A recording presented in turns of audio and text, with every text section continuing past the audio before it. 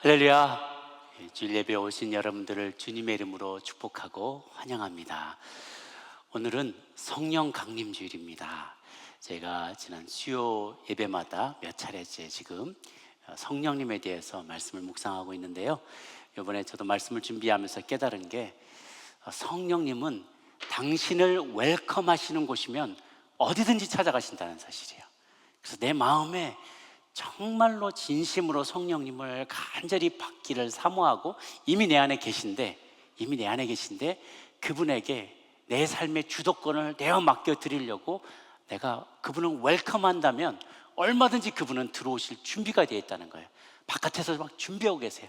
더 많이 혹은 내 안에서 나를 더 많이 다스리기를 원하시고 내게 더 많은 스토리를 알려주시고 우리에게 진리를 가르쳐주시고 이미 가르쳐주신 진리도 생각나게 하시고 우리의 인생을 가이드해 주시고 또 우리와 깊은 교제를 나누시면서 하나님의 깊은 생각과 비밀까지도 우리에게 다 알려주시려고 준비를 하고 계시다는 거예요.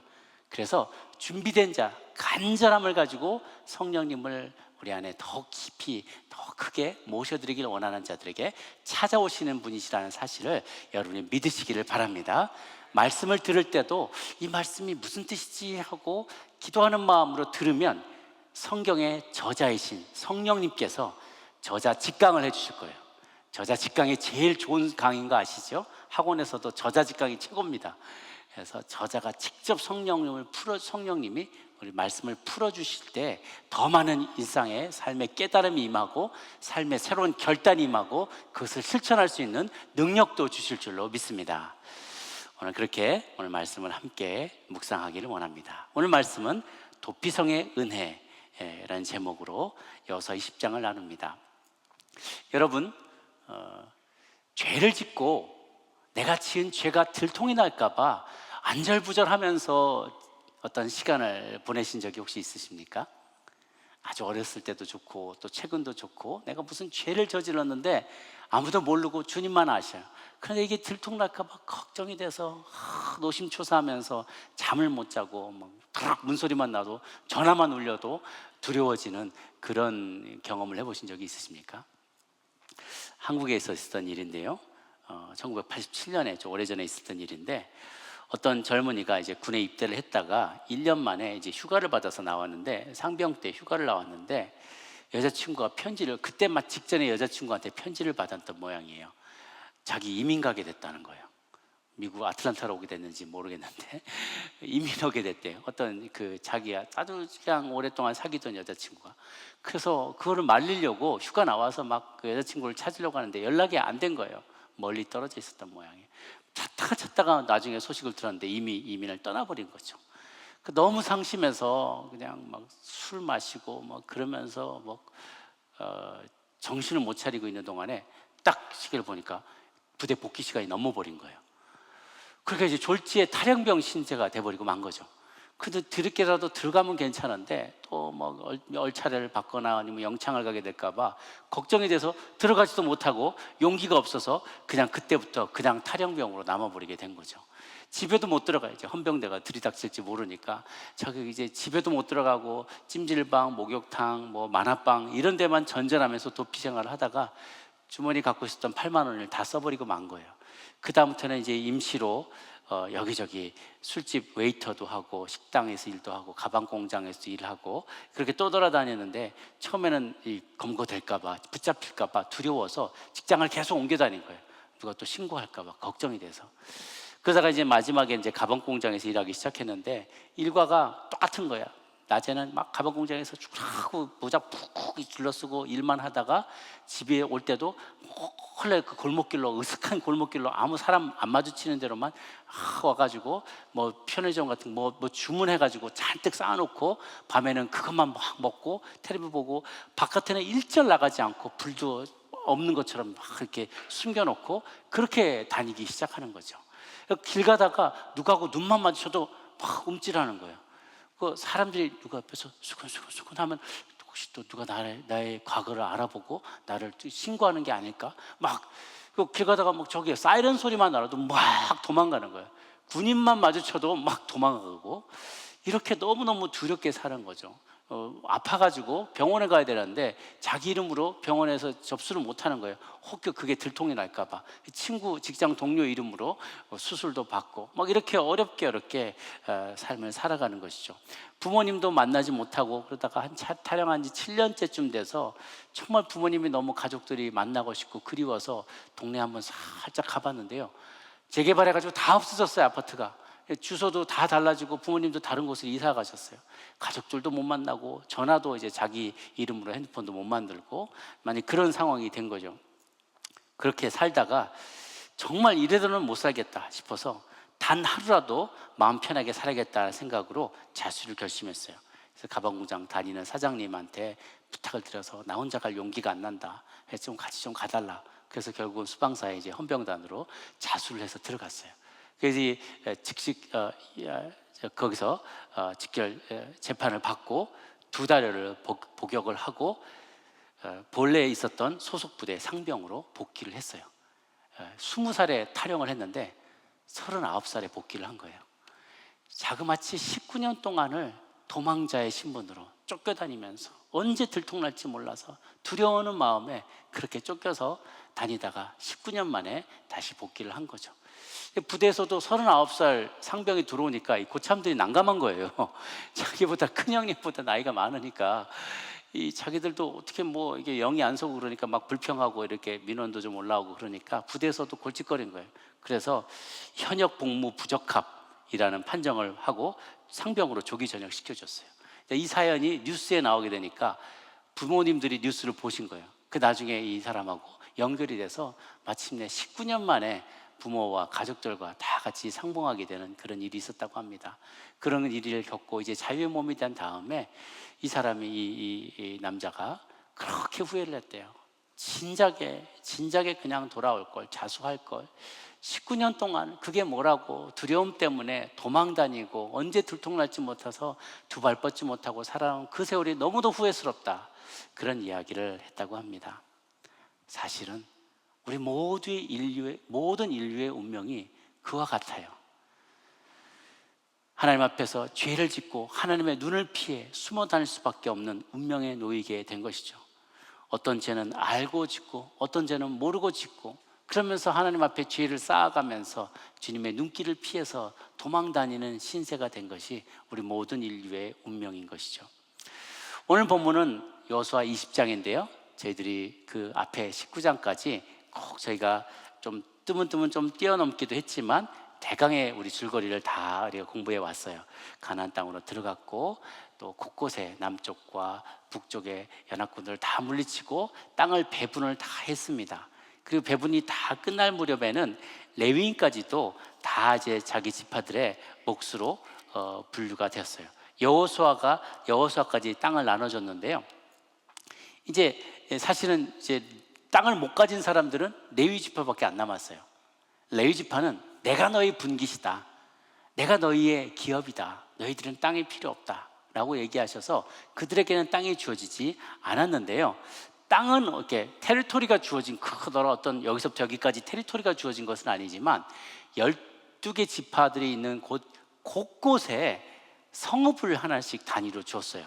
가로 세로 이렇게 한 2,000규빗 정도, 한 규빗이 45cm 여기서부터 여기까지니까 1,000규빗, 2,000규빗 하면 한 900m 정도가 돼요.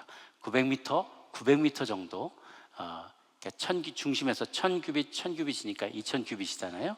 가로 세로 한 900m 되는 성읍과 그 주변의 목초지를 레위인들에게 주었어요. 레위인들에게는 우리가 11조로 양고기, 양 이런 거를 줄 때 고기로 먹기도 하지만 남는 부분은 양, 염소, 소 이런 가축들은 직접 목초지에 풀어다 키우면서 거기서 또 먹거리를 얻기도 했거든요. 그들도 목초지가 필요해서 그런 땅을 48개 성읍을 줬어요. 그런데 실질적으로는요, 그 48개 성읍이 뭐 큰 땅이 아니라 가나안 땅 전체의 한 0.1%밖에 안 된대요. 그런 땅을 주면서 그 중에서 도피성을 규정을 따로 마련해 주신 것이죠. 오늘 본문은 이 레위 지파에게 주어진 성읍 48개 중에서 특별히 이 도피성의 규정에 대한 본문의 말씀이 소개되어 있습니다. 그래서 오늘 본문을 통해서 우리가 배우는 세 가지 교훈의 말씀 중에 첫 번째는 죄인에 대한 하나님의 배려를 이제 우리가 배우게 된다는 것입니다. 고대 세계에서 특히 구약의 시대에서는 하나님께서 이스라엘 백성들에게 적용하도록 만든 중요한 법이 하나가 있는데, 그건 뭐냐면 눈에는 눈, 이에는 이라는 거예요. 동해보복법이라고 하는데, 동일한 해를 입은 거에 동일한 분량으로 동일한 수준으로 보복할 수 있도록 이렇게 해주신 거예요. 그럼 왜 그렇게 하는가? 이제 민수기 35장 33절이 중요한 근거가 되는데요, 같이 한번 읽어보도록 할게요. 시작. 너희는 너희가 거주하는 땅을 더럽히지 말라. 피는 땅을 더럽히나니 피 흘림을 받은 땅은 그 피를 흘리게 한 자의 피가 아니면 속함을 받을 수 없느니라. 하나님께서 저와 여러분 인간을 창조하실 때 너무나 소중하게 창조하셨어요. 그래서 하나님의 형상대로 만드셨기 때문에 모든 인간은 그의 빈부 귀천을 떠나서 누구나 다 소중한 거예요. 그리고 모두가 다 이꼴해요. 동일해요. 각자의 생명의 가치는 동일하게 하나님께서 창조하셨어요. 이것이 또한 천부인권 사상이기도 합니다. 각 사람에게 인권은 하나님이 주신, 인간에게 고유하게 주신 권한이, 권리가 다 있기 때문에 누구나 다 존중받아야만 하고, 모두의 인권이, 인간의 그 권리, 기본적인 권리들, 무엇보다도 생명은 존중받아 마땅하다는 사상이 바로 성경에서 나온 것이고요. 각국의 근대에 있는 모든, 현대의 모든 나라들, 대부분의 나라들의 선진국들의 그 헌법의 근간이 된 사상이기도 합니다. 그래서 그런데 그 소중한 인간이 죽음을 맞게 됐다, 피를 흘리고 죽게 되었다, 그렇다면 그 피 흘린 자를, 이 피 흘림의 범죄 행위를 속할 수 있고 용서받을 수 있는 유일한 방법은 뭐냐면 자기 피라는 거예요. 누군가의 피를 흘렸다면 너도 죽어야 된다. 이 말은 그렇게 보복을 하라는 것에 포인트가 있는 게 아니라 그만큼 소중하니까 함부로 생명을 해야 할 생각을 하지 말아라 라는 경고의 말이고, 그 생명의 소중함에 대한 강조의 내용이죠. 그런데 문제는 뭐냐면 부지 중에 살인한 자가 있다는 거예요. 과실치사라고 하죠. 내가 알지 못하고 오살해서 실수로 accidentally killed, 사고로 죽이게 되는 일들이 종종 생겨나요. 그냥 나무 하는데 도끼가 너무 루스하게 꼽혀 있어서 이렇게 하다가 그냥 슉 했는데 숭 하고 그냥 도끼날이 날아가서 뒤에 있는 사람을 치기도 하고, 정말 어떨 때는 화가 나서 누구하고 다툴 때도 있잖아요. 말로 다투다가 내가 뭘 잘못했다고 그래 푹푹 미는데 이 사람 밀리다가 그냥 훅 넘어졌는데 뒤에 돌풀이에 머리가 탁 쳐가지고 그냥 피 흘리면서 죽게 되는 일들도 왕왕 생겨나더라는 거예요. 그래서 그렇게까지 할 생각은 아니었는데 내가 분노를 쏟다 보니 사람이 정말 죽음에 이르게 되는 일들이 가끔씩 가다가 벌어지게 돼요. 그러면 그 사람에 대한 원수가 풀려는 사람들이 나온다는 거죠.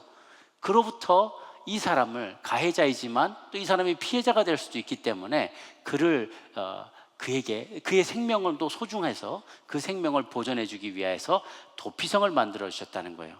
전국에 레위 지파가 받은 성읍이 48개인데 그 중에 6개를 도피성으로 허락해 주셨어요. 우리 도피성의 지도를 한번 보면은요, 요단 동편에 골란, 라못, 베셀이 있고요. 요단 서편에 게데스, 세겜, 헤브론, 이렇게 총 6개의 도피성이 주어졌습니다. 그래서 이 도피성들의 위치를 가만히 살펴보시면 아주 고르게 분배가 되어 있어요. 이 땅에서, 이 가나안 땅, 약속의 땅에, 이스라엘이 차지하고 있는 약속의 땅에 어느 곳에 있든지 간에 가장 먼 거리가 34마일이라 그래요. 그러니까 그거를 맥시멈으로 본다 해도 쉬지 않고 걸으면 인간이 한 2.5마일, 한 3마일 정도의 속도로 걸어간다고 해도, 혹은 막 뒤에 쫓아오는 보복자가 있어서 두려워서 좀 빨리 건다 그러면 맥시멈 12시간, 조금 밥 먹고 쉬면서 해도 맥시멈 15시간이면 이스라엘 전역에서 언제든지 하루 안에, 15시간 안에 이 Cities of Refuge, 도피성의 어느 곳 한 군데는 도달할 수 있게 그렇게 만들어주셨다는 거죠. 그래서 또한 성문이요, 언제나 열려 있어서요, 24/7, 일주일 24시간 내내 열려 있어서 이 도피하는 사람이 언제 도피할지 모르잖아요. 막 보복하는 사람이 쫓아오는데 자기 목숨을 살려면은 막 밤에도 도망 다녀야 돼요. 그러다가 도피성 문 앞에 장로가 지키고 있을 때 장로 앞에서 내가 지금 오사를 해서 실수로 사람을 죽였는데 저기 도복자가 쫓아옵니다. 날 좀 살려주십시오라고 말하면 자초지종을 빨리 듣고 오케이. 그러면 일단은 너가 오살자를 잘못해서 실수로 죽였다니까 널 믿는다 하고 들여보내주고 쫓아오는 그 피해 보복자, 그 Avenger of Blood라고 해요. Avenger. 보복자가 막 쫓아올 때 스탑! 거기 멈추시오! 이 사람은 우리의 프로텍션 안에 있어. 당신은 더 이상 이곳을 넘어오지 못하오 라고 말하고 이 도망자를 받아줬다는 것이죠. 그래서 그들의 레위인들이요, 이들의 이 성읍이 24시간 열려 있었고 또 성읍이 이 도피성에 잘 도착할 수 있도록 레위인들의 잡 중에 하나가 길을 잘 닦아 놓는 거예요. 도피성으로 다다르는 길을 잘 닦아 놨어요. 일반 도로가 한 7m 정도 길이가 폭이 된다고 하는데요, 이 도피성을 가까이에 이르는 길들은 2배나 한 14m 이상으로 잘 닦아 놨다 그래요. 그리고 곳곳마다 표지판을 딱딱 달아서 도피성 앞으로 몇 마일 뭐 이런 식으로 옛날 기준으로 딱딱 그 위치를 제대로 정비를 해놨어요. 또한 도피성은 위치가 굉장히 높은 곳에 있어서 멀리서도 길을 잃어버리지 않고 도피성을 금방 발견할 수 있었다고 합니다. 심지어는요, 이방인들에게까지 그 문화가 개방되어 있었다는 거예요. 오늘 본문의 맨 끝에 보면 9절에 곧 이스라엘 모든 자손과 그들 중에 거류하는 거류민을 위하여 선정된 성읍들로서 라고 해서 거류민들, 이방인들조차도 언제든지 이런 위험을 빠지게 되면, 실수해서 위험에 직면하게 되면 도망 나올 수 있도록 만들어 주셨다는 것이죠. 이것이 죄인에 대한 하나님의 배려의 모습인 것이죠. 두 번째 우리가 또한 깨닫게 되는 것은 죄인에 대한 하나님의 공의가 어떻게 이루어지냐는 것입니다. 죄인에 대한 하나님의 공의. 누군가가 이제 살인을 저지르게 되면은 피해를 입은 사람의 가족들이요 함께 모이게 됩니다. 예를 들면 여러분의 자녀가 오늘 야구하러 갔다 왔는데 그런 일이 있을 수 없는 일이겠지만 만약 극단적인 경우가 이런 거죠. 야구하러 갔다 왔는데 아빠 오늘 야구할게요 시합하러 갔다 왔는데 올 때 싸늘한 시신으로 돌아왔어요. 이거는 충격적인 일이죠. 가족들이 다 같이 모였는데 지금이야 경찰도 있고 이런 사법 재개가 있지만 치안 여러 가지 유지하는 방법들이 있지만 그 당시에는 그런 것들이 없었어요. 그러니까 부족이 다 같이 모이는 거예요. 누군가가 죽었어, 내 아들이 죽었어요. 그럼 부모가 흥분하죠. 어떻게 이런 일이 났느냐. 그러면 야구하다가 누가 배트를 잘못 던졌는데 하고 치고 나가다가 던졌는데 배트 맞고 죽었다. 그러면 실수지만 그 마음에 얼마나 도대체 애를 어떻게 훈련시키려고 어떻게 그래 애를 키웠길래 이런 마음에 분노가 쓰지 않겠었어요? 그러면 이제 부족에서 가족이 회의를 벌어지게 됩니다. 이 사람을 고의로 그런 건 아니냐 그러면서 여러 가지 논쟁이 벌어지겠죠. 그러면서 의심이 들고 걔는 일부러 그랬던 게 아니냐, 혹시 전에부터 무슨 억한 심정이 있었던 거 아니냐, 그러면서 가족들은 서로가 토의를 하면서 분노가 에스컬레이트가 되는 거예요. 그러면 그 중에 한 사람을 어포인트 합니다. 너가 어벤저가 되어라. 어벤저 오브 블러드, 피해 보복자가 되라. 주로 가장 가까운 가족의 일원이 그렇게 어포인트가 됐다 그래요. 아버지가 되든지 아들이 되든지 형제가 되든지 그 피를 내가 다시 보복할 때까지 내가 쉬지 않겠다 다짐을 하면서 그 사람이 보복자로 나서게 돼요. 그러면 그 부족들 안에서 혹은 가족 안에서는 그게 다 인정이 됩니다. 가족들 간에, 부족 간에, 장로들 간에 회의를 통해서 그렇게 결정이 되면 이 사람은 가해자를 살해해도 합법적으로 그것이 인정이 되게 돼요. 그래도 괜찮은 권리를 주어지게 되는 것이죠. 그래서 이런 사람을 뭐라고 부르냐면 피해 보복자를 고엘이라고 부릅니다. 고엘, 보복자 아니면 물을 자, 기업 물을 자, 이런 대신할 자, 억울함 풀어줄 자, 이런 사람으로 불려지는데 그 뜻이 정확하게 한 3가지 정도가 있어요. 그게 뭐냐면 잃어버린 땅과 신체의 자유를 회복시켜 줄 자. 그러니까 나의 친척 중에서 누군가가 빚을 져가지고 자기가 땅을 잃어버리게 됐어요. 땅을 팔 수밖에 없는 상황에 가 있든지 자기를 종으로 팔아서 그래서 빚을 갚음으로 자기 신체의 자유를 박탈당하는 사람들이 생겨난단 말이에요. 그러면 그 중에서 제일 가까운 친척이 고엘이 되어가지고 그것을 땅도 회복시켜주고 종된 신분도 풀어줄 수 있는, 자유롭게 해줄 권한, 권리가, 의무가 이 고엘에게 주어지는 거예요. 또 한 가지, 두 번째는 자녀 없이 죽은 형제의 대를 이어줄 사람이 되는 거죠. 첫 번째, 제가 먼저 그 친족의 가난에 땅을 팔았을 때 대신 물어줄 예가 레위기 25장 25절에 나오는데요. 거기 한번 보시면 만일 내 형제가 가난하여 그의 기업 중에서 얼마를 팔았으면 그에게 가까운 기업 물을 자가 와서 그의 형제가 판 것을 물을 것이요 라고 그랬어요. 그래서 친족 대신 경제적인 도움을 베풀어 주는 사람이 고엘이고요. 두 번째는 아까 친족이 아들이 없이 죽어서 대를 잇지 못할 때 미망인과 결혼해서 아들을 낳아주는 역할을 하는 거죠. 룻기 3장 13절에 그런 예가 또 나와 있습니다. 룻기 3장 13절에 같이 한번 읽도록 할게요. 시작. 이 밤에 여기서 머무르라. 아침에 그가 기업 물을 자의 책임을 내게 이행하려 하면 좋으니 그가 기업 물을 자의 책임을 행할 것이니라. 만일 그가 기업 물을 자의 책임을 내게 이행하기를 기뻐하지 아니하면 여호와께서 살아계심을 두고 맹세하노니 내가 기업 물을 자의 책임을 내게 이행하리라. 아침까지 누워있을지니라 하는지라. 우리가 잘 아시다시피 룻이 자기 남편을 여의고 이제 예루살렘으로 베들레헴으로 돌아왔는데, 그때 가장 가까운 친척은 아니지만 친척 중에 하나는 보아스의 집에 머물게 되고 밭에서 일을 하게 됐죠. 그런데 보니까 이 여인이 너무 착실한 거예요, 룻이. 그래서 보아스가 얘기합니다. 나보다 사실 더 가까운 사람이 고엘이 있다. 그런데 그 고엘이 이렇게 계대 혼인에 의무를 다하지 않겠다고 하면 내가 그 다음 고엘이 되겠다라고 약속해 주는 장면이 여기 나오는 것이죠.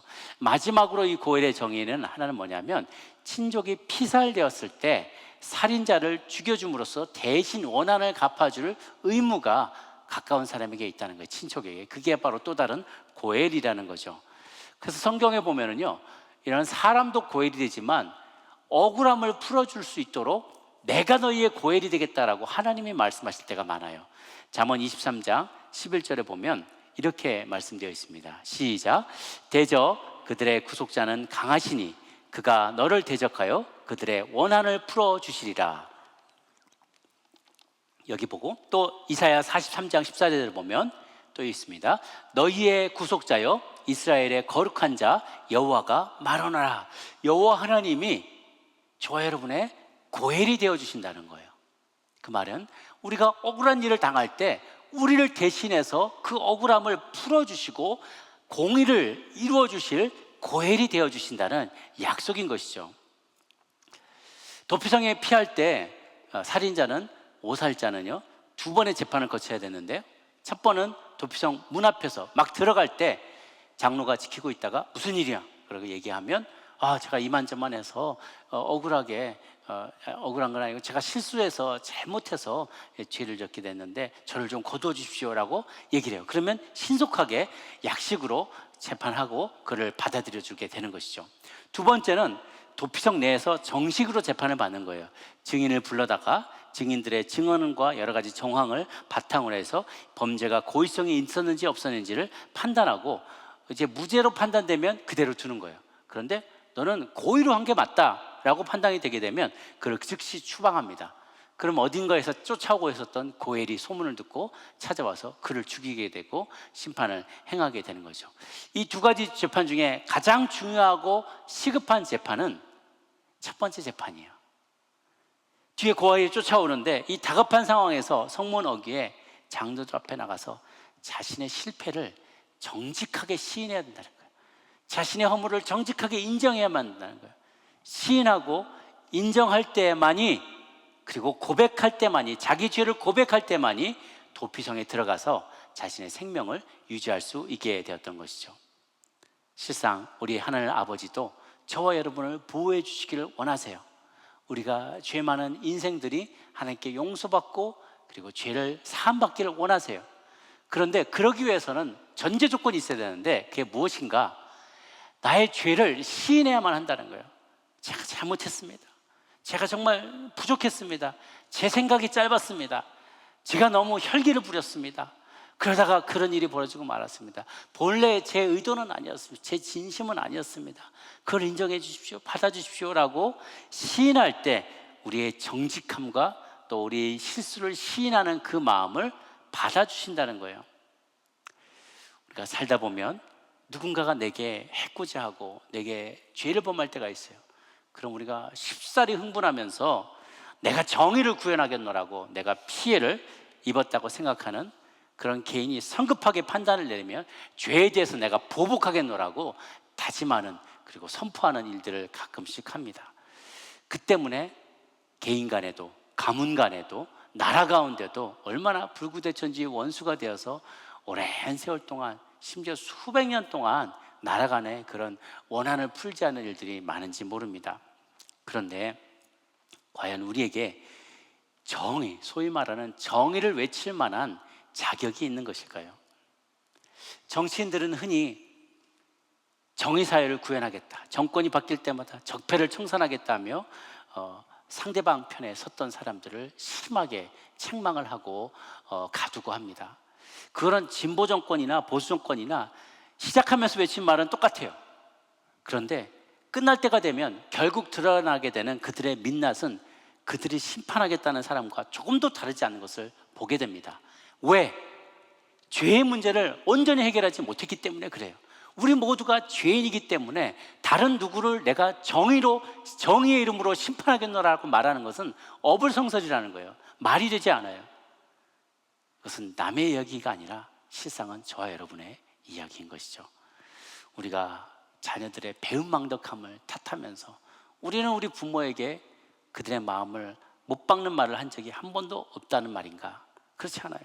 남이 도둑질하고 남이 사기를 치고 권력을 남용하고 사람들을 말로 해치는 모습을 보면서 손가락질하고 내 자신은 정작 하나님께 속한 물질인 11조를 훔치고 세상에서 내게 주어진 권력을 남용하고 직장에서 험한 말들로 사람들의 마음에 상처를 준 것이 얼마나 많은지 모릅니다. 나를 돌아보면 나도 할 말이 없는데 항상 남들을 향해서 비판하는 것이죠. 그것에 대해서 예수님이 분명히 말씀하셨죠. 마태복음 7장 1절에서 5절까지의 말씀입니다. 같이 한번 읽도록 하겠습니다. 시작. 비판을 받지 아니하려거든 비판하지 말라. 너희가 비판하는 그 비판으로 너희가 비판을 받을 것이요 너희가 헤아리는 그 헤아림으로 너희가 헤아림을 받을 것이니라. 어찌하여 형제의 눈 속에 있는 티는 보고 내 눈 속에 있는 들보는 깨닫지 못하느냐. 보라, 내 눈 속에 있는 들보가 있는데 어찌하여 형제에게 말하기를 나로 내 눈 속에 있는 티를 빼게 하라 하겠느냐. 외식하는 자여, 먼저 내 눈 속에서 들보를 빼어라. 그 후에야 밝히 보고 형제의 눈 속에서 티를 빼리라. 무슨 말씀이냐면요, 예수님께서 하신 말씀도 굉장히 그래픽한 표현입니다. 뭐냐면 들보가 있어요. 건물에 큰 대들보가 있잖아요. 통나무로 만든 이만한 아름드리 대들보가 있는데 이게 가능한지 모르겠지만 예수님의 비유에 하면 어떤 사람의 눈에 이만한 대들보가 팍 박혀 있는 거예요. 참 징그럽죠. 피 펄펄펄 흘리면서 대들보가 이런 통나무 같은 게 눈에 팍 박혀 있는 거예요. 그러니까 제대로 보이겠어요? 막 피 흘리고 막 아프고 한쪽도 안 보이고 막 거동도 불편하고 막 이러고 다니는데 그 사람이 다른 사람 만나가지고 근데 집사님 눈에 티눈 있네. 그 잘 보이겠어? 그거 가지고 뭐가 배겼어? 그걸 좀 빼라고. 그 티눈 좀 빼라고. 아이고 이 사람 답답한 사람 같으니라고 그렇게 말하고 다닌다는 거예요. 이게 말이나 되냐는 거죠. 자기는 이만한 것을 그냥 통나무를 박고 있는데 티눈 가지고 있는 사람 그 티눈을 빼야지 제대로 판단할 수 있다는. 이 사람 좌우로 분별을 못하네. 당신 제대로 그것만 씌우면 돼 라고 말하는 거하고 똑같다는 거예요. 하나님 너 자신을 알라. 내 모습을 보라는 거예요. 내 모습이 어떠한지. 나는 더 큰 통나무를 눈에 박고 있는 사람이어서 제대로 보지도 못하고 판단하지도 못하고 내 앞가림도 하기 너무나 힘든 존재라는 것이죠. 그래서 우리가 바라볼 때 우리 모든 행위에 대해서 궁극적인 심판의 거리를 갖고 계신 분은 오직 하나님 한 분밖에 안 계시다는 것입니다. 죄인된 우리가 실상 서로를 판단할 아무런 자격이 없어요. 50보 100보라는 거죠. 뭐 묻은 개가 겨 묻은 개 나무란다는 거하고 똑같은 거예요. 우리는 더 더럽으면서 그거보다 조금 덜한데 그거 냄새 난다고 막 뭐라고 하면 타박을 하는 거나 똑같다는 것이죠. 물론 우리에게 사회의 최소한의 질서를 유지하기 위해서 사법부를 허락하여 주셨지만 우리 모두는 다 자격이 없다는 거예요. 남을 판단할 자격이 없다는 것이죠. 그러면 하나님의 공의는 어떻게 이루어지라는 말이냐? 억울한 일이 있을 때 궁극적으로 원수 갚는 일, 억울함을 신원하는 일, 그 문제를 바르게 잡는 일은 나의 소관이 아니라는 거예요. 분명 하나님은 공의 하나님이십니다. 온 세상을 공의가 가수와 같이, 공의가 하수와 같이 흐르게 하기를 주님은 원하신다고 하셨어요. 분명히 하나님은 공의 하나님입니다. 그런데 그것은 하나님의 때, 하나님의 방법으로 하나님의 사람을 통하여 이루신다는 거예요. 그러니까 내가 자력구제하려고 하지 말아야 된다는 거예요. 이 안갚음을 내가 하겠습니다, 내가 이루겠습니다 말하지 말라는 것이죠. 그럴 때 중요한 게 뭐냐면 믿음이에요. 믿음. 다윗이 사울에게 그렇게 억울하게 당하고 쫓겨다니고 배신당하고 죽음의 위협을 당하면서 2번이나 내 손으로 그 안갚음을 할 수 있는 순간이 있었지만 그렇게 하지 않았어요. 왜? 하나님의 기름 부신 자를 내가 어떻게 치드릴까? 라고 말하면서 하나님의 공의가 언젠가는 하나님의 때 하나님의 방법으로 이루어지게 될 것을 나는 믿었어요. 그게 바로 믿음이에요. 믿음이 큰 사람은 하나님의 공의를 믿는 사람이에요. 하나님의 계신 것과 그를 전심으로 찾는 자에게, 또 그의 성품대로 순종하는 자에게 상 주시는 이심을 믿어야 되잖아요. 하나님이 계신 것을 믿는 게 기초의 초보의 믿음이라면 하나님의 성품이 어떤 분이신지, 하나님이 어떻게 일하시는지, 하나님의 일하시는 방식까지도 믿는 것, 하나님의 성품을 믿는 것은 더 큰 믿음이에요. 그래서 저는 여러분이 더 큰 믿음의 소유자가 되기를 원합니다. 여러분, 내가 내 힘으로 보복하려 하지 말고 더 큰 믿음을 가지세요. 반드시 하나님의 공의는 이루어진다라는 것을 믿으시고 하나님께 올려드리세요. 내가 할 바는요, 그리스도인이 할 바는 용서하는 것뿐이에요. 용서하는 것입니다. 그러면 하나님이 어떻게 응답하시냐면, 그래서 그 죄인이 감동받아서 회개하고 돌아오게 하시든지, 아니면 끝까지 자신이 회개하지 않으면 하나님의 때 하나님께서 그를 직접 벌하시고 다루실 것입니다.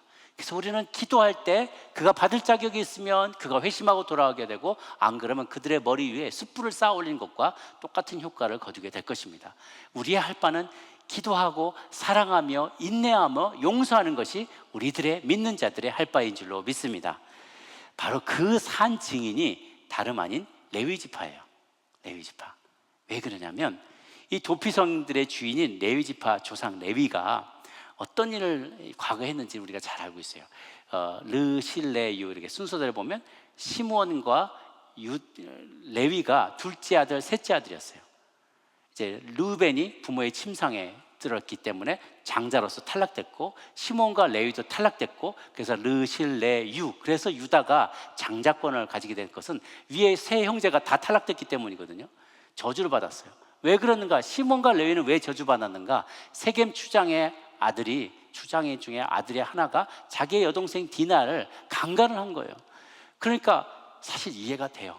이 오빠들 입장에서 정말 귀여운 자기 여동생, 정말 눈에 넣어도 아프지 않는 그런 너무나 귀여운 꽃같은 여동생이 들판에 나갔다가 놀러 나갔다가 들어왔는데 만신창이가 되고, 머리는 다 막 흙투성이가 되고, 옷이 다 찢기고, 그렇게 울며 불며 막 브루스가 엄청 멍이 들어서 그렇게 들어오는 그 모습을 보면 어느 오빠가 그냥 분나지 않겠어요? 눈이 돌아가죠. 제정신이 아닌 거예요. 그래서 누가 이렇게 했어? 세겜 사람들이 자기를 그렇게 했다고. 그러니까 칼 들고 찾아갔는데 너무 숫자가 많은 거예요. 거짓으로 내 동생을 가지고 싶으면 너희를 다 할례받아야 된다. 그러니까 그래 좋다고, 다 추장 아들이니까 다 할례받으라고 했다가 아파서 그러고 끙끙거리고 있을 때 들어가서 다 죽여버린 거예요. 모두 몰살을 시켜버린 거예요. 이해는 가지만, 그들의 분노가 이해는 가지만 자력구제한 거예요. 자기 힘으로 안갚음하려고 하니까 동해보복이 아니라 받은 해보다도 더 이상으로 온 족속을 멸망시키고 그들의 우양을 다 탈취해버리는 악행을 저지르게 된 것이죠. 더 이상 그 땅을 살 수 없게 되고 온 가족이 다 그 땅을 떠나야만 했어요. 그러니까 야곱이 나중에 죽음의 침상에서 이들을 얘기할 때, 시몬과 레위야, 너희는 저주받을지어다. 너희는 온 땅에 흩어짐을 면하지 못할 것이되어다 라고 저주를 하게 되었어요. 그러니까요, 결국은 레위 지파가 결국은 흩어질 수밖에 없는 운명에 처해지게 됐는데, 저주를 받았는데, 감사하게도 그들이 살아오는 동안 레위 지파들이 숫자가 점점 늘어게 될 때, 우리는 저주받을 빌어먹을 인생이구나, 우리는 점점 흩어져서, 온 땅에 흩어져서 그냥 족속도 유지하지 못하겠구나, 그러면서 절치부심하면서 깊이 회개를 했어요.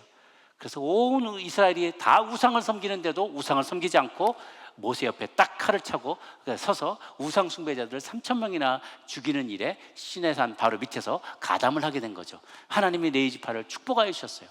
그런데 온 땅에 흩어지지 않은 저주가 이미 있는 상태에서 그 외에 축복을 하니까, 축복이 어떻게 오버라이드를 하게 됐냐면, 온 땅에 흩어져서 흩어진 땅에서 영적인 지도자로 쓰임받게 된 거예요.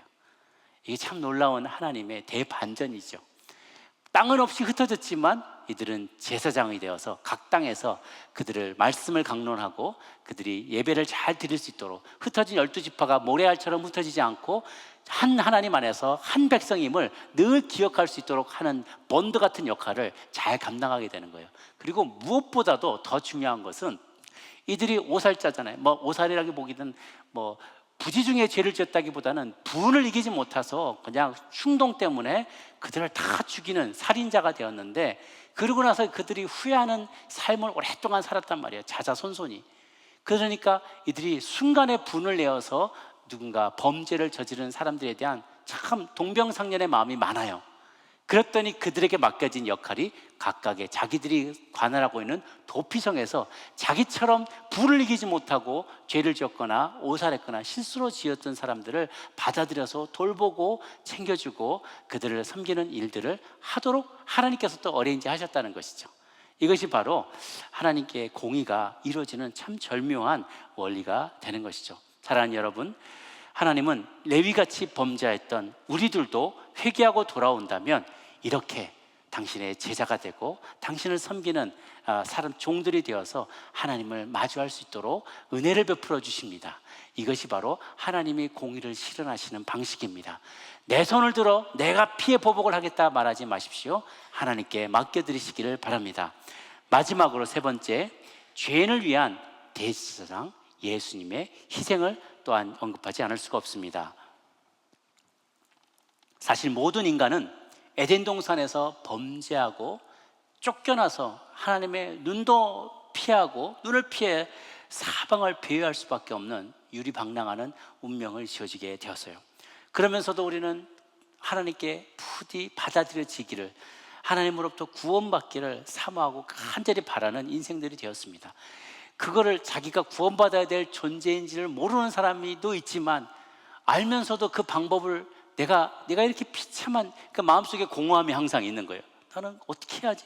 이걸로 채워도 안 되고 저걸로 채워도 안 되고, 도대체 나의 인생은 왜 이렇게 험난하고 내 마음은 이렇게 공허하고 목적이 없을까? 이렇게 고민하는 사람, 이게 다 도피성 바깥에 살아가는 추방된 종들, 아담의 후예들의 운명인 것이죠. 그래서 이 구약의 도피성 제도는요, 무엇이냐면 신약에서 일어나게 되는 예수님의 십자가 대속 사건을 매우 상징적으로 보여주는 구약의 이벤트 사건이라는 거예요. 시스템이라는 것입니다. 왜냐하면 그리스도께서 근본적으로 죄 때문에 죽을 수밖에 없는 인간들을, 그래서 피해 보복자가 되시는 하나님이 그들을 추적하세요. 왜? 하나님은 공의 하나님이시기 때문에 죄진 자를 그냥 둘 수가 없잖아요. 그의 면전에서 그가 만날 수가 없잖아요. 그러니까 피해 보복자와 같은 역할을 하시는 하나님의 진노로부터 자기가 손 벌려서 십자가에서 그 진노를 막아내셨다는 거예요. 그게 바로 우리의 영원한 대제사장이 되시는 예수 그리스도께서 하신 역할이란 것이죠. 그와 비슷한 이유가 뭐냐면, 도피성에서 죄인이 사면을 받기 위해서는요, 대제사장이 반드시 죽어야만 한다는 거예요. 이 범인이 대사면을 받기 위해서, 사면을 받기 위해서면 그 해에, 그동안에 그가 도피성에 들어간 해로부터 해에 섬기고 있었던 대제사장이 나이가 들어서 자연사하게 되면, 죽게 되면 전국적으로 대사면령이 포고가 됐어요. 그러면 그때는 다 이제 마침내 자기의 모든 그런 그 클레임이 다 말소가 되고, 그리고 자기는 집으로 돌아갈 수 있게 되는 것이죠. 이게 바로 히브리서에 말씀하는 우리에게는 영원한 대제사장이 하시는 역할이에요. 우리 영원한 대제사장, 바로 예수 그리스도가 죽으심으로 전 세계 모든 죄인들에게 대사면령이 내려지게 된 것이죠. 그런데 이게 마냥 기쁘기만 한 일은 아니라고 해요. 왜냐하면 전해 오는 유대인들의 이야기에 의하면 이 도망자들에게 먹거리와 입을거리를 제공해주고 그들을 돌보는 역할을 주로 많이 했던 사람이 대제사장의 어머니들, 또 제사장의 어머니들이 그 일을 많이 했다 그래요. 그러니까 이들이 살면서 항상 이 레위인들과 제사장과 대제사장들의 부모들의 어머니들의 도움을, 그 여인들의 도움을, 살뜰한 도움을 많이 받아왔다는 거죠. 그런데 대제사장이 어느 날 죽었다는 소식이 난 거예요. 그럼 사실 죄수들의 입장에서 봤을 때는 이게 너무 기쁜 일이잖아요. 고마운 일이잖아요. 빨리 죽을수록 좋은 일이잖아요. 그래서 행랑을 챙겨서 자기가 이제 그러나 그렇게 오랫동안 그리워했던 가족들의 품으로 고향으로 돌아갈 기쁨에 차서 나가다 보면 대제사장의 그 어머니가 살아계시다면 슬피 울며 또 가족들이 슬피 우는 그 모습을 보게 되는 거예요. 자기는 기뻐서 해방되어서 자유를 얻게 돼서 가게 되는 입장에서는 너무 기쁘지만 자기들을 그렇게 몇십 년 동안을 자기를 돌봐주고 먹거리를 해주고 이렇게 도와주던 그 대제사장의 어머니와 그 가족들이 그렇게 슬퍼하는 모습을 보고는 자기가 마냥 기뻐할 수만은 없더라는 거죠. 마음속에 죄책감이 드는 거예요. 내가 이렇게 자유를 얻게 된 것이 그냥 얻은 게 아니구나. 누군가가 고통을 당했고 누군가가 피를 흘렸고 누군가가 죽음을 맞았기 때문에 내가 자유를 얻게 됐구나라는 것을 깊이 생각하고 뉘우치고 다시는 그 죄를 짓지 않겠노라 회개하며 돌아가게 된다는 것이죠. 이것이 바로 우리 주 예수 그리스도를 바라볼 때마다 우리가 겪게 되는 마음의 죄책감이고 마음의 죄송한 마음이고, 우리가 성찬을 할 때마다 그 죽음을 기억할 때 그래서 우리가 자유를 얻게 되었구나 이 생각을 하게 되는 것이죠. 구약보다 그러나 신약에 우리에게 은혜가 더 커진 부분이 있어요. 그것은 무엇이냐면 구약의 도피성은 실수로 살해했던 사람들만 와서 피할 수 있었던 것에 비해서 이제 신약의 도피성에 해당되는 바로 교회는 실수로 부지중에 살인한 자가 아니라 알고도 죄 지은 자들까지도 누구든지 오라, 값없이 오라, 돈 없는 자는 값없이 와서 물을 마시라, 생수를 마시라라고 초대하게 되었다는 것입니다. 구약보다 더 큰 은혜가 우리 가운데 주어지게 된 것이죠. 유죄한 자도 도피성에 들어와 이 오늘날의 도피성에 해당되는 교회로 들어와 하나님의 은혜를 누릴 수 있게 되었다는 것입니다. 사랑하는 여러분, 이 구약과 달라진 부분을 말씀드릴게요. 마태복음 5장 38절에서 41절까지 말씀을 함께 읽습니다. 시작. 또 눈은 눈으로 이는 이로 갚으라 하였다는 것을 너희가 들었으나 나는 너에게 이르노니 악한 자를 대적하지 말라. 누구든지 내 오른뺨을 치거든 왼편도 돌려대며 또 너를 고발하며 속옷을 가지고자 하는 자에게 겉옷까지도 가지게 하며 또 누구든지 너로 억지로 오리를 가게 하거든 그 사람과 심리를 동행하고 내게 구하는 자에게 주며 내게 꾸고자 하는 자에게 거절하지 말라라고 했어요. 도대체 무엇이 달라졌을까? 구약의 시대에는 사람들이 아직도 자신의 죄를 이길 수 있는 능력이 없었어요. 그러니까 그저 받은 죄만큼이나 받은 해악만큼이나 갚아주면 돼. 동해보복만 하면 돼. 눈에는 눈, 이에는 이까지만 해도 돼. 너 그거 더 넘어가지 않고 제발 그만큼만 해라 라고 밖에 얘기해 줄 수가 없었어요. 그런데 신약의 시대에 우리 무엇이 달라지냐면 우리 모든 죄를 대신해서 예수님께서 십자가에 돌아가 죽으셨어요. 뿐만 아니라 그분이 승천하시면서 성령님이 강림하셨어요. 성령님 우리 안에 계심으로 인해서 우리에게 무엇이 달라졌냐면 죄를 이길 수 있는 능력이 생기게 된 거예요. 성령님 우리 각 사람 마음 가운데 임하시면서 죄를 키우고 죄를 내가 프랙티스하고 싶은 마음이 들 때마다, 분노로 인해서 혈기로 인해서 내가 죄 짓고 싶은 마음이 들 때마다 스탑하고 얘기하신다는 거예요. 성령님이 내 안에서 그만 멈추라고 말씀하신다는 것이죠. 죄를 이길 수 있는 능력을 주세요. 그래서 구약의 시대 사람들이 날마다 모든 사람이 매 순간마다 성령님과 동행할 수 없었지만 신약에는 이제는 더 많이 받은 사람들이에요. 더 많이 용서받았고 더 많은 성령을 수시로 매 순간마다 우리 안에 모실 수 있는 특권을 누리게 된 자들이기 때문에 더 많이 받은 자들에게 더 많이 요구하십니다. 그것이 무엇인가? 전에는 받은 대로 갚아줘라고 하는데, 받은 것보다도 그것을 내가 갚지 않고 끝까지 용서해줘라. 뺨 오른쪽 맞으면 왼쪽을 돌려대라. 속옷 달라 그러면 겉옷 주줘라. 오리를 가게 하면, 억지로 가게 하면 심리까지 가져라. 돈 달라 그러면 더 내줘라.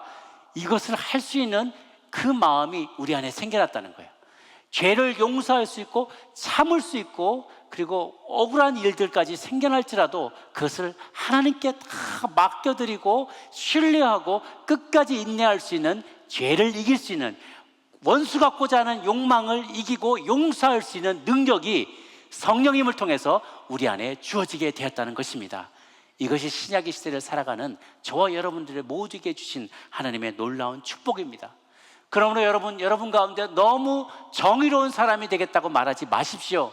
우리는 정의로운 사람이 될 수 없습니다. 죽었다 깨어나도 정의로운 사람이 될 수 없어요. 그러나 우리는 은혜로운 사람이 될 수 있습니다. 내가 은혜를 누린 사람이기 때문에 하나님, 내 앞에 범죄한 사람은 당한 만큼 갚아주겠습니다 라고 말하지 않고, 하나님, 나는 당한 만큼 바품을 받았다면, 주님께서 나를 공의로 다스렸다면 이 중에 남아있을 사람 아무도 없습니다.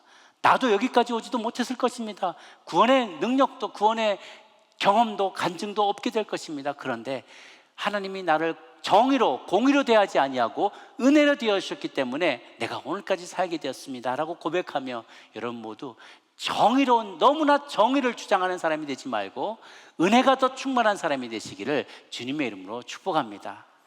교회는 그럴 때 세상으로부터 도피성으로 인정받게 될 것입니다. 우리를 바라보는 이 성 바깥에 있는, 교회 바깥에서 우리를 바라보는 수많은 사람들이 우리를 바라보며 은혜를 구하게 될 것입니다. 또한 우리는 어떤 사람이 되어야 되느냐? 은혜를 체험한 자답게 다른 이들을 용서하는 자가 되어야 될 것입니다. 도피성이 어디 있는지를 우리가 죄 지는 자들마다 도피성으로 달려야만 합니다. 또한 도피성에서 하나님의 은혜를 누려야만 합니다. 뿐만 아니라 이곳이 있다는 존재 자체를 알지 못하는 수많은 사람들에게 나가서, 저기 봐라, 눈을 들어 교회를 바라봐라, 저기가 바로 도피성에 있는 곳이다, 저기를 돌아갈 때, 도망갈 때 당신의 죄는 용서함을 받고 생명을 유지할 수 있게 될 것이다. 그리고 도피성의 은혜를 누린 자답게, 우리도 은혜를 누린 자답게 그 은혜를 현현하는, 은혜의 현현자, 은혜를 직접 이 땅 가운데 실현하는, 재현해내는, 은혜를 누린 자답게 살아가는 저 여러분 모두가 되시기를 주님은 간절히 원하십니다. 노아의 홍수 때 방주가 유일한 소망, 구원의 희망이었던 것처럼 이 시대에도 죄로 인해서 죽을 수밖에 없는 우리 모든 죄인이 유일하게 구원을 받을 수 있는 장소는 바로 교회밖에 없습니다. 믿는 이 유대인들 뿐만 아니라 모든 거류민들까지, 이방인들까지, 열방의 모든 사람들 앞에서 이 교회의 문은 24시간 열려 있어야만 합니다. 아무리 죄 지은 자일지라도, 아무리 극악한 죄를 지은 자일지라도 들어와서 sanctuary, 이것은 성전이다 라고 외치는 사람에게 언제든지 프로텍션을 제공하며 그들을 품을 수 있는 넉넉한 교회가 되어야만 할 것입니다. 오늘은 성찬에 있는 날입니다. 이 성찬은 나의 죄가 용서함을 받기 위해서 대신 자기 몸을 찢으시고 피를 흘리신 예수님을 두고두고 기억하기 위해서, 기념하기 위해 드리는 예식입니다. 자신이 직접 죄값을 지불하심으로 우리가 마땅히 받을 벌을 면제해 주시고 죄인들에게 크신 은혜로 살 길을 예비해 주신 우리의 영원하신 대제사장 되신 예수님의 도피성의 은혜를 기억하는 우리 모두가 되시기를 주님의 이름으로 축원합니다. 기도하겠습니다. 이 시간 함께 기도하실 때, 주님, 저는 하나님의 진노를 도저히 피할 수 없는 운명의 사람이었습니다. 내 손에 피가 묻어 있습니다. 내 입으로는 참담한 말을 하였습니다. 사람들에게 가시돋친 말을 했고, 많은 사람들의 마음에 상처를 주었고, 하나님, 다른 사람의 물질을 내가 갈취하였고, 거짓말하여서 사기를 냈고, 사람들의 마음을 아프게 하였던 죄인의 괴수입니다. 그래서 나는 하나님의 그 치엄한 진노를 받을 수밖에 없는 운명이었는데, 하나님의 사랑으로, 은혜로, 배려로 도피성으로 피할 수 있게 해주심을 감사합니다. 그곳에서 하나님 살다가 예수 그리스도의 대상 되신 예수 그리스도의 죽으심으로 말미암아 자유를 얻게 되었습니다. 자유를 얻은 자답게, 은혜를 누린 자답게, 도피성 백성답게 하나님의 은혜를 그대로 구현해내는, 세상 속에서도 은혜 충만한 자로 살아가는 우리들 되게 하여 주시옵소서. 도피성의 은혜를 누린 자답게 살게 해달라고 우리 같이 한 목소리로 통성으로 기도하며 나가도록 하겠습니다. 함께 기도하겠습니다. 사랑의 하나님 아버지, 하나님 이 시간 우리가 간구합니다. 죄 때문에 죽을 수밖에 없었던 우리들에게 도피성의 은혜를 허락하여 주시니 이것이 어인 은혜인지요. 하나님, 피해 보복자의 하나님 추격을 받아서 우리는 죽을 수밖에 없었지만 하나님께서, 예수 그리스도께서 그 하나님의 진노를 온몸으로 막아내시고 하나님의 방식으로 하나님의 공의를 드러내어 주시니 감사합니다. 하나님의 공의보다 더 크신 하나님의 자비와 은혜를 입은 자답게 우리도 이 땅에서 살아갈 때 정의를 추구하기보다 은혜와 자비를 추구하는 자가 되게 하여 주옵소서. 그리고 그 정의와 공의가 이 땅 가운데 하수와 같이, 강물과 같이 흐르게 되도록 주님 앞에 간구할 때 하나님께서 하나님의 방식으로 하나님의 때에 이루게 될 것을 믿는 믿음을 주시옵소서. 하나님은 공의 하나님입니다. 주님은 정의를 이루시는 분이십니다. 그 하나님을 믿습니다. 그 하나님과 동행하며 하나님 아버지, 우리의 영원한 대상 되신 예수 그리스도, 우리의 죄를 위해 돌아가신 예수님을 늘 기억하며 그 찢긴 몸과 흘리신 피를 기억하며 살아가는 우리 모두가 될 수 있도록 주님 역사하여 주시옵소서. 좋으신 하나님, 도피성의 은혜를 체험한 자답게 세상 가운데서 은혜에 충만하여서 자비와 은혜가 충만한 자로 용서하며 사랑하며 인내하며 살아가는 우리 모두가 되게 하여 주시옵소서. 감사드렸고 모든 것 살아계신 우리 주님 예수님의 이름으로 기도 올려옵나이다.